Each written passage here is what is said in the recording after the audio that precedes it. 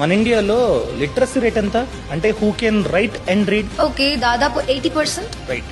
100 మందిలో 80 మందికి కాస్త చదవచ్చు, they can write and read. Financial literacy rate ఎంత తెలుసా? ఒక 50%. జస్ట్ 27%. 73% ఆఫ్ పీపుల్ కి డబ్బుని ప్రాపర్ గా ఎలా మేనేజ్ చేయాలో ఇంకా తెలియదు. అంటే ఎలా సేవ్ చేయాలి, సేవ్ చేసిన డబ్బుని ఎక్కడ పెట్టుబడి పెట్టాలి, స్టాక్ మార్కెట్ అంటే ఏంటి, మ్యూచువల్ ఫండ్స్ అంటే ఏంటి, అసలు టర్మ్ ఇన్సూరెన్స్ పాలసీ ఎందుకు తీసుకోవాలి, హెల్త్ ఇన్సూరెన్స్ పాలసీ ఎందుకు తీసుకోవాలి, ఇవన్నీ తెలియదు. ఇన్సూరెన్స్ బై 2047 ఫర్ ఎవ్రీవన్ అంటే ఏంటి? మన ఇండియాలో సంవత్సరానికి 1000 మందిలో 7 చనిపోతున్నారు ఏదో ఒక కారణం చేత. ఆ 7లో 2కి మాత్రమే లైఫ్ ఇన్సూరెన్స్ పాలసీ ఉంది. ప్యూర్ టర్మ్ ఇన్సూరెన్స్ పాలసీ తీసుకున్నారు. కవరేజ్ 2 కోట్లు. సో వాళ్ళు పోయారు కనుక వాళ్ళ కుటుంబానికి బీమా సంస్థ 2 కోట్లు ఇస్తుంది. ఎమోషనల్ లాస్ ఉంటుంది, దాన్ని ఎవ్వరూ రికవర్ చేయలేరు, దేవుడు కూడా రికవర్ చేయలేడు. కానీ ఫినాన్షియల్ లాస్ ని బీమా సంస్థ రికవర్ చేస్తుంది. కానీ మిగతా 5 పరిస్థితి ఏంటి?